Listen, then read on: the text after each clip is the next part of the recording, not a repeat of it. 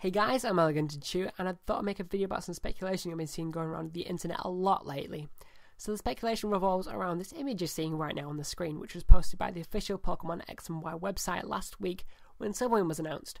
And now, as you may know or not, Sylveon's type is still unknown, and that was posted by the official Pokemon X and Y website as well. So a lot of speculation has been about Sylveon's type, and a lot of people come up with their own ideas of what it could be. The majority of people do say it's flying type though. And a lot of people use this image to so-called prove that it is a flying type or something along those lines.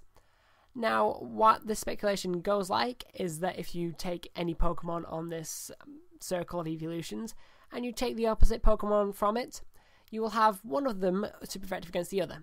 So for example, look at Flareon, it's a fire type, super effective against Glaceon, which is opposite it, an ice type.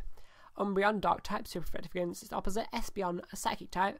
Leafeon, super effective against Vaporeon because it's grass and water. And if this pattern carried on, you would expect Sylveon to be super effective against Jolteon, or Jolteon to be super effective against Sylveon, because you don't quite know where the pattern ends and the other side of the pattern starts. And I think this is complete rubbish, and the reason for this is because I think this is just a coincidence, and I don't think that's the pattern intended we're intending. I think the actual pattern is that it goes vertically through the generations, which it does. So what I mean by that is that at the top you have the first generation, so Vaporeon, Jolteon and Flareon, all from the first generation. Then a bit lower down you have Espeon and Umbreon, second generation evolutions, and then below that you have Glaceon and Leafeon, the fourth generation evolutions. At the very bottom you have the latest evolution from the sixth generation, Sylveon. So I believe this is the most logical pattern that Pokemon could have done. So I don't think they would have done any other pattern because of this fact. I believe that there is vertically through the generations on purpose, and it's in this pattern that you're seeing right now because of that.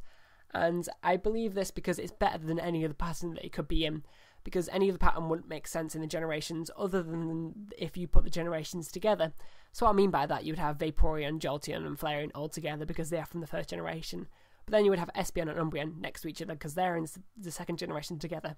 But they're not on this, so let's say you did put them in the same generation categories, and you put them next to each other. So, like I said, the top three would stay exactly where they were. But then you'd move Espeon to be next to Umbreon, so let's say you put that where Leafeon is, because Leafeon is next to Umbreon. So then move Leafeon along to where Sylveon is, because Sylveon's next to Glaceon. So then you'd have Umbreon and Espeon next to each other, which were next to Glaceon and Leafeon, so that would work in the generations, that'd be going up the generations.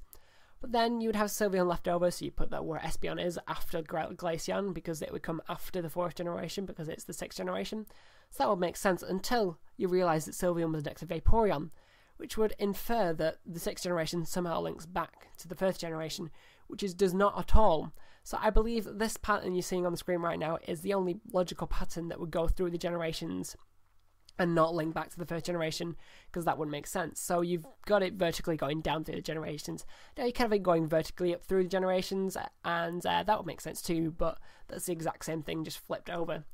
So I believe it's just a coincidence, because the fact that you can get this circle, and you can rearrange the evolutions into any order, because and you could get a super effective Pokemon against its opposite in so many different ways. It's going to be really hard to get this sort of circle and not have one Pokemon super effective against its opposite one, because of the fact that they're all different types and they're supposed to be different, and all the interlinking types of Pokemon and super effective moves and things. So even if you had Pokemon that weren't in generation order or were in generation order, you would find it difficult to get a pattern that you didn't have a Pokemon super effective against its opposite Pokemon. And now I think this is furthermore shown through the fact that when you go through the generations, you find that Pokemon try to implement new evolutions with different types from the older ones to correct imperfections in the older ones. So that would make the older Pokemon super effective against the new Pokemon, or the other way around, to just kind of correct things from the older generations because it didn't quite work out. So what I'm trying to say by this is, if you look at the first generation, you're a Jolteon, electric type, super effective against Vaporeon, a water type, super effective against Flareon. And Flareon doesn't have anything it's super effective against. It's the weak one, poor old Flareon. So then in the fourth generation, they introduced Glaceon and Leafeon. So now Vaporeon and is not very effective against Glaceon, which kind of balances out Vaporeon's power.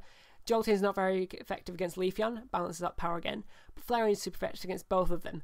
So I believe when you go through the generations, you add super effective or super weak types to previous generations, and that's why we've got this pattern, because it's in the generation order. So I believe that it's not the intent of Pokemon to have super effective against its opposite ones. I believe that's just a coincidence. Thanks for watching.